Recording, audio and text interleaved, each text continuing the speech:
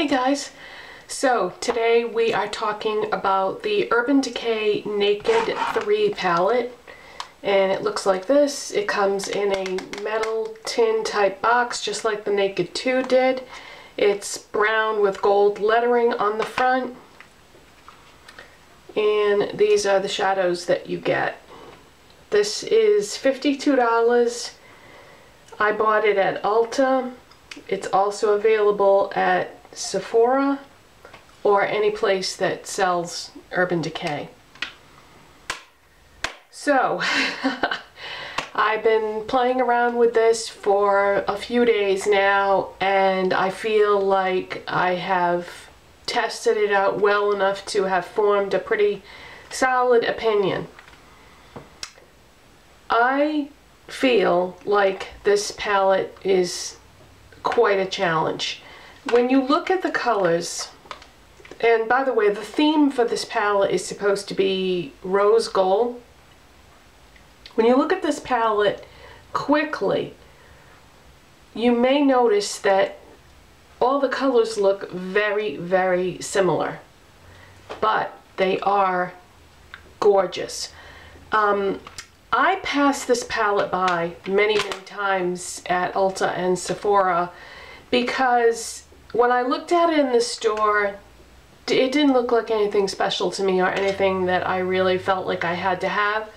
I mean, $52 is a lot of money to put down all at once right up front.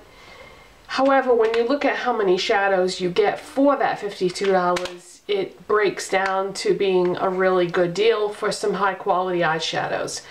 But yeah, the first few times I saw it, I looked at it and I was like, it doesn't look like anything that I really need or want. And I kept seeing people talking about it, and I noticed that it looked like some of the looks that people did were a little unusual or strange, or the colors looked like they weren't really that flattering on people. So then I started digging a little further, and I started looking at blogs and photographic images, still photos, the whole bit. And then I was like, wait a minute, and it looked different. So I decided, all right, I'm just gonna, I'm tired of being tortured by this palette. I'm just gonna go ahead and buy it.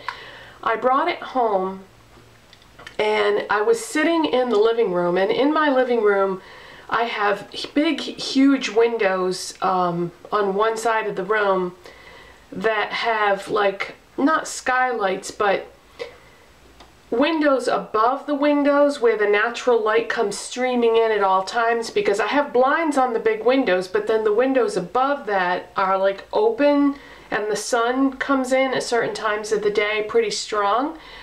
And just the way that I happened to be sitting in a chair when I was looking at the palette, the sun was coming in through those upper windows, and it hit the palette in such a way that I could see how beautiful these colors really were. If you own this palette, take your palette outside in bright sunshine and open it up and tilt the shadows around at different angles with the sun hitting it, and you'll see what I mean. What I'm trying to say is the fluorescent lights at the store do not do this palette justice. These are beautiful, beautiful, unique shadows. Much more unique than the other 3 Naked palettes that had already come out. The original Naked palette, Naked 2 palette, Naked Basics palette. This truly is a unique product. However, that being said, this is a challenge. It's very hard to put a look together with these shadows that doesn't look crazy or doesn't look bad. The look that I have on today, I'm really happy with this look. And don't ask me to do a tutorial because I'm so bad at filming tutorials, and there's a reason for that, but I don't want to overwhelm this video getting into going off on a tangent here. But I will tell you what colors I used to do this look and how I used them. I took Strange, the off-white creamy color in the palette, and I used that all over the entire eye area because I used, I'm still working on that Urban Decay Anti-Aging Primer Potion sample that came with the palette. And that is a wonderful primer, but it doesn't give you any kind of coverage. It just makes the eyeshadows go on nice and stay nice throughout the day. It doesn't cover any discoloration or veining. So I use that Color Strange basically to, you know, cover up any imperfections that were there and just give the other shadows a nice base. And plus it's my highlight. I didn't touch it with a brush or anything in the highlight area. So that's the highlight and the all over color. Then what I did was I took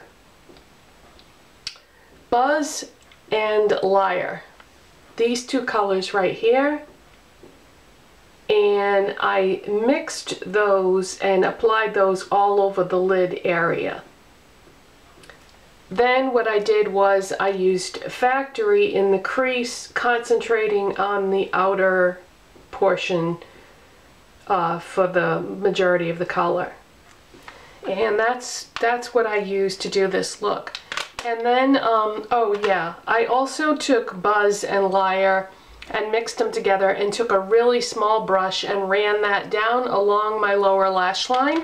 And then I used my new L'Oreal Silkissime eyeliner and put that on my waterline. And this was the perfect eyeliner to accompany this palette because it is a rose gold, but they call the color a highlighter, but really it's a rose gold color, and I just ran that on the waterline. So I actually have 3 different colors going on right along the bottom there. Then I just took a bunch of black mascara. This is Maybelline, the Falsies Big Eyes mascara, and, you know, really loaded up my lashes with black mascara to offset the kind of paleness of the color. Now the biggest challenge for this palette was when I was finished doing my eyes, every single lipstick that I grabbed looked horrible with these colors, and I was like, I kid you not, I spent at least an hour going through all my lipsticks and lip glosses trying to figure out what was going to look nice. And let me save you the trouble if you have this palette and you can't find a lipstick that looks right with it. MAC Angel that's what I have on my lips. I actually have on MAC Angel and MAC Angel lipstick and lip gloss. And then I just used a rose colored lip liner that I had, NYX in Rose. That's what I used for a lip liner. But yeah, MAC Angel was the only thing that looked right with this palette. I tried all different colors and shades, and I think it really complements it well. And then for a blush, I used this Boots No. 7 blush that I got at Target, and it's in the color Deep Damson. And this is sort of a muted rose color, I would say. So that's what I used for a blush. So yeah, do I recommend this palette? Absolutely. Urban Decay should be so proud of this palette because it is unique. It is like nothing else out there. And you can't really say that so much about the other palettes. The other palettes, I feel, can be duped. Not so much by other palettes, but the colors can be duped.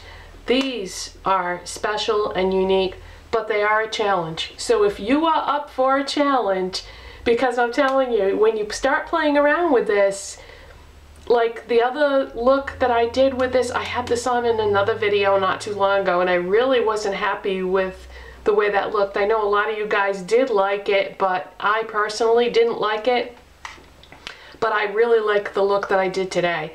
But if you are up for a challenge and you wanna really test your makeup skills, then go ahead and get this and try it out. And I think that you'll be happy with it if you invest a certain amount of time playing around with it and trying to find, you know, what colors look good with each other and how they blend together and so forth. So yes, I would absolutely recommend this, and I love it. I don't think I'm probably going to use this again soon because I'm really into the, well, those new lipsticks that I got. None of them would look good with this palette. And though, you know, winter is winding down now, so I want to use them because those are really true winter colored lipsticks. So when you see me change my makeup, my eyeshadows to something completely different over the next few days, then it's because, you know, I want to use my new lipsticks. It's not that I don't like this, but I think this is something that I would use a lot more in the spring and summer. I think this would be a great palette for neutral colors for spring and summer. But for fall and winter, I think that the original Naked palette goes better with fall and winter lipstick colors.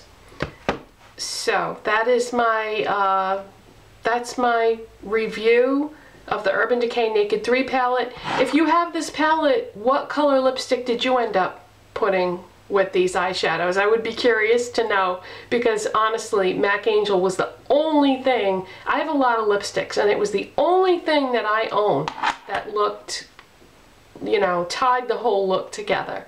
So I'll see you next time, you guys. Bye.